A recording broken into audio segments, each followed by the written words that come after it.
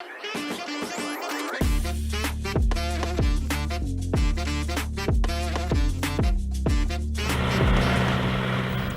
quietly for the past 14 years, there's been a man living in the jungles along the Suboon River, undertaking an incredible task. His name is Henry Fairweather. You may recognize his name as his contributions to Belize have been enormous.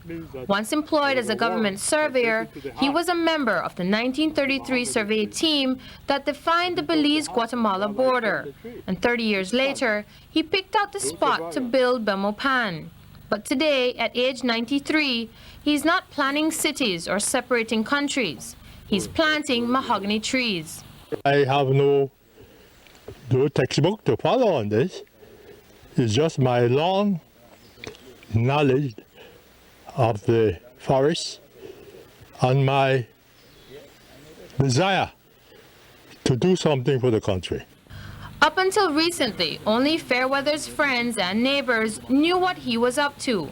By his estimation, he spent more than $500,000 planting more than 85,000 trees in his 400 acres of Belize. We are out of funds completely. On the time is right around the corner.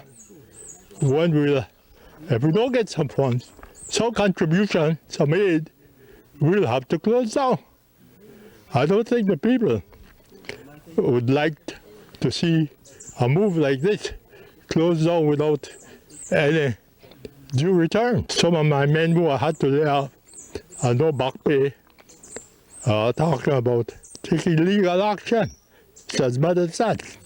But why mahogany trees? Fairweather is holding out as long as possible because he believes that one day his plantation will be a money-making machine. An idea he wants to plant in the minds of other Belizeans. I want them to plant enough mahogany for them to sell.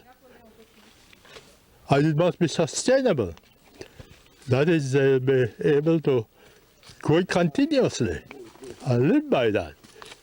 And stop giving other people, particularly those funding people, trouble or headache in helping them along. After dabbling in piracy and logwood cutting, it was mahogany that really put Belize on the economic map. Beginning in the 1700s, British, then American companies set up shop and began exporting to meet the world's demand. But the big bucks stopped when European tastes changed and the timber was no longer so easy to find. Henry Fairweather wants to change all that, and he's willing to pay the price. This business of mahogany is that play business, you know. It is strictly hard work. A lot of sacrifices, a lot of punishment in doing without the thing that you need. There have been numerous setbacks, like fires and floods, that have wiped out parts of the plantation. But Fairweather's foreman, Daniel Ordonez, says nature's wrath couldn't hold them back. About 5 or 6 years ago, we had a fire that burned out the whole of the area that we had planted out. Only a few plants left. So we replanted. And as soon as we replanted, we had the flood again and wiped out everything out back again. And we replant again. And there the plant you see just coming out to this area right here. A community-based project, the Belize River Valley Development Program, BEL-RIV, has already promised to find some money to keep the Fairweather plantation up and running. They also see another kind of green in the mahogany leaves. Today, the mahogany is so important that there are organizations and people in the world who will pay you just to plant a mahogany tree for them on their land, that they could come and visit their own mahogany tree.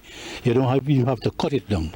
So, yes, people will be able to realize financial benefits.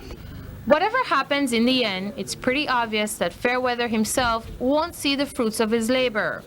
But that won't stop him from putting trees in the ground. But I want to continue to plant as long as I can continue. I want to leave a legacy behind. I want to be able to, when I get to St. Peter, to give an account of my stewardship.